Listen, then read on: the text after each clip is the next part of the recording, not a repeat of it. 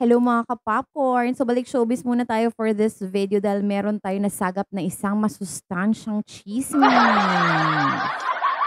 Uy, masustansya to for me kasi lately lang, 'di ba, shock na shock ako do sa revelation na meron palang namumuo talagang relasyon itong si Barbie at si Richard Gutierrez at tinuldukan nga nila yung mga speculations nung time na na-caught sila sa na-caught?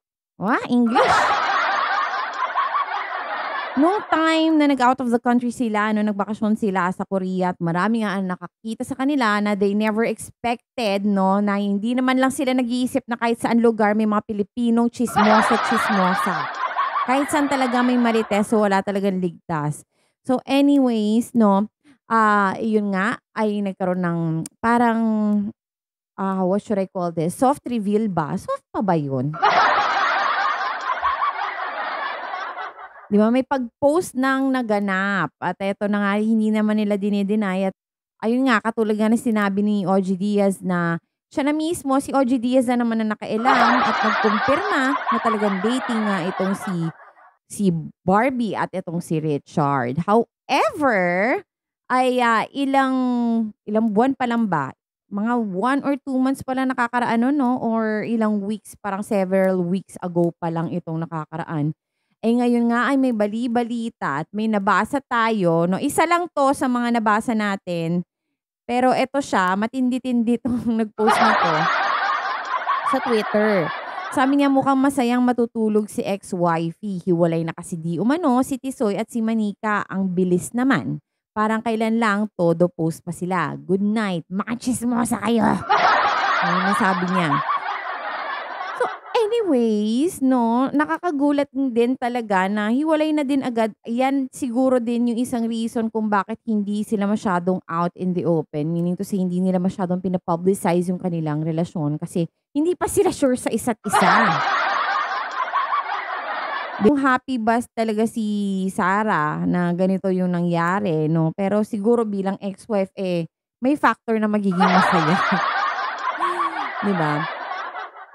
Well, anyway, eto nga ang chika, 'no, kasi bilang parte nga tayo ng isang community ng mga tsismosa, 'no, at, nagbabasa-basa tayo ng mga forums, ay nabasa ko dun sa forum ng mga tsismosa na ito na eto daw kasi si Richard ay talagang may something daw talaga sa ugali pagka naging karelasyon mo na siya. Uy, huwag kang magalit sa'kin Richard, nabasa ko lang 'to. So, ang sabi ay ito si Richard daw ay very possessive, 'no. Way back pa daw nung relasyon nito ni Richard kay Jewel Mish. Si Jewel Mish ay isang GMA artist din kung natatandaan ninyo itong, dalagang ito, 'no. Wala na siya ngayon, sa showbiz hindi na siya active at, eto nga ay naging karelasyon din ni Richard Gutierrez at, merong nagsabi dun sa forum na yun na eto daw si Richard ay masyado daw niyang pinababantayan si Jewel Mish nung time na yon. To the point na nagpabantay pa daw itong si Richard ng isang bodyguard doon kay Jewel. Siguro binabantayan kung aalis tong si girlfriend niya or what, 'di ba? Meron pa nga daw point na si Richard daw mismo ang nagbantay, nandun lamang daw sa swimming pool area itong si Richard at hindi daw umaalis dun dahil binabantayan niya si Jewel. My God, gano'n to the point na gano'n, 'di ba? Gano'n siya ka-insecure, 'di ba? Parang ang hirap din paniwalaan, kasi 'di ba siyempre naman 'di naman pangit ito si Richard, 'di ba?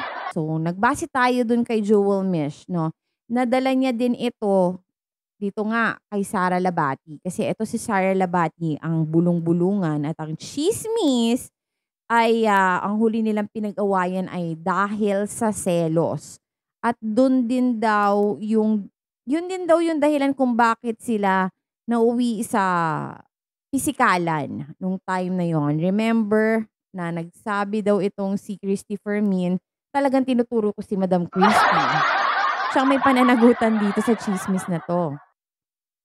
Ang sabi kasi, eto daw si Sarah ay tumakbo daw. Bilang neighbors daw niya si Ellen Adarna at ito si Derek Ramsey ay dun daw siya tumakbo nung time na sinaktan siya ni Richard. Sa hindi naman dinisclose na kadahilanan pero ang daming speculations na selos ang pinagmula nitong away na 'to.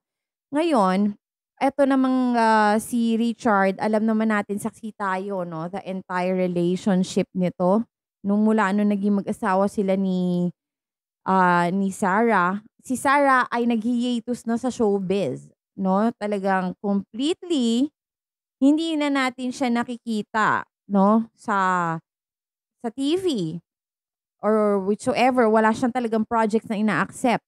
So, talagang si Richard Gutierrez lang talaga ang tumatanggap ng mga proyekto. So, in short, eto si Sarah ay naging housewife na lamang. Ang masaklap kasi dun, okey lang sana kung ganun yung understanding nilang dalawa bilang sila yung mag-asawa. Kaso may nakekealam na naman si Annabel Dar. Si Mami Annabel kasi naintindihan naman natin yung part na yon na nanay kasi siya ni Richard. Siguro hindi na rin dini-disclose ni Richard na ganun yung agreement nila ni Sarah na hindi magtatrabaho si Sarah. Si Richard lang ang magpo-provide. Kaso ang dating nga ay eto nung interview si Mommy Annabel. Kasi nung time na yon 'di ba, may balita na talaga na naghiwalay na nga itong dalawang 'to tapos nagbitaw pa ng salita ito si Mommy Annabel na hindi maganda na sinabi niya na yung isa trabaho ng trabaho, yung isa gastos ng gastos. Eh, natural! 'Di ba? Malamang, eh, kasi siyempre yun ang gusto ng anak niya. Eto naman si Richard siyempre siguro hindi na rin niya dini-disclose sa nanay niya bilang nanay naman niya yun, eh, yung nanay niya nag-husga agad ng gano'n. At, eto nga nung naghiwalay sila happy naman ako para kay Sarah kasi nagagawa na niya lahat ng gusto niyang gawin. Like for example, nung pagkahiwalay nila, tumanggap agad siya ng mga projects 'no. Meron nga siya yatang teleserye at yes, meron nga siyang teleserye. Meron siyang mga modeling stints, tapos ang dami niyang upload sa social medias niya, 'di ba? Ah, her life is getting better now and siguro nagustuhan na rin ni Sarah itong ganitong buhay na may freedom siya kaya din hindi na rin niya naiisip na pakialaman kung ano man yung nangyayari sa buhay ni Richard. Kaya nung time na nagkaroon nga ng public revelation na itong si Barbie at si Richard ay dating ay wala siyang kibo. Kasi siguro dahil she gained back herself. Importante din kasi yun, eh, para sa sanity, ay yung mental health mo, 'di ba?